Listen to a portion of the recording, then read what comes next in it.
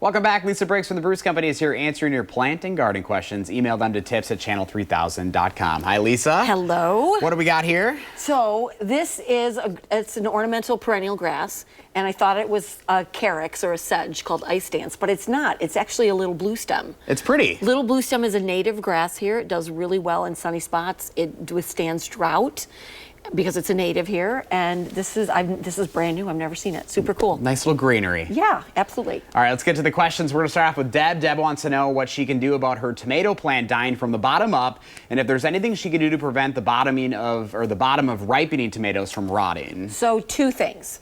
The dying of the leaves from the bottom up is one of the tomato blights, and what you should do is pick off all those leaves, and you could use a fungicide.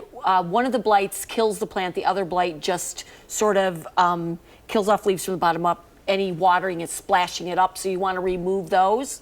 As far as the fruits rotting, that is called blossom end rot, and that is because it's due to a calcium shortage. So you can get a fertilizer with calcium, and the other thing you want to do is, if that tomato is in a container, you want to make sure it stays evenly watered. Awesome. It was a complicated question. Yes, it was. I know. Okay. That's all right. All right. And we appreciate she sent a photo in, and also Lisa did too. She wants to know if there was anything she can do about a brown spot on her arborvitae. So it looked to me, Lisa, like a neighborhood dog maybe peed on your arborvitae.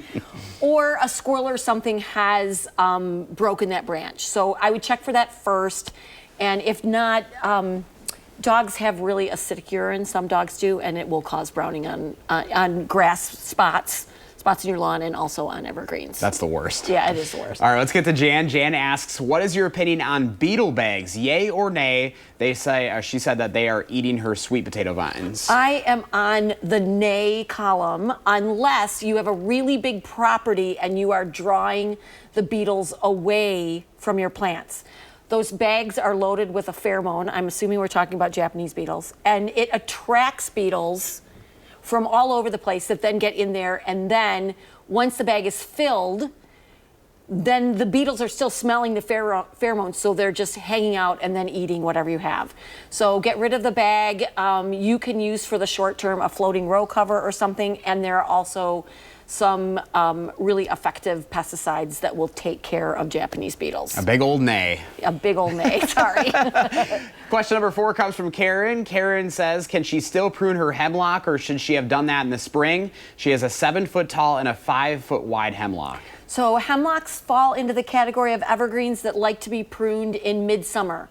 So end of July, early June, now that the new growth has hardened off. So this is the perfect time to do it. You can shear it. Try not to puncture the green layer, because hemlocks will develop new buds this year for next year's growth. So if you think about it, you've got a green layer and then it's empty on the inside. Don't get into that inside layer. All right. Question number 5 comes from Jenny. Jenny sent us a picture asking about her orchid, which recently lost all of the flowers and the stems turned brown. The leaves are green. Can it be salvaged? Yes. So it sounds to me like it's just done flowering. So cut that flowering stem back to those green leaves, and then put the plant in a spot where it gets bright but indirect light, like an east window without the sun directly on the leaves. Give it some water once a week, fertilize it, and it should be fine. Depending on the conditions, it may or may not be rebloom, but flowers falling off and turning brown is not a death knell for orchids. All right, question number 6 comes from Patty. Patty asks, is it best to let asparagus go to the seed or top the stalks once that has happened? We'll start with that question. Yes, I like to let them go to seed. And those little berry things are the seeds for next year. Just leave them there, and when the the little needly leaves start to yellow, you cut them back then. It's usually at the end of the summer. Some good questions today. It was, and we got through a bunch. Yeah, we cruised through a ton of them. All right, thank you, Lisa. Let's go to Savannah now with the final check of your forecast.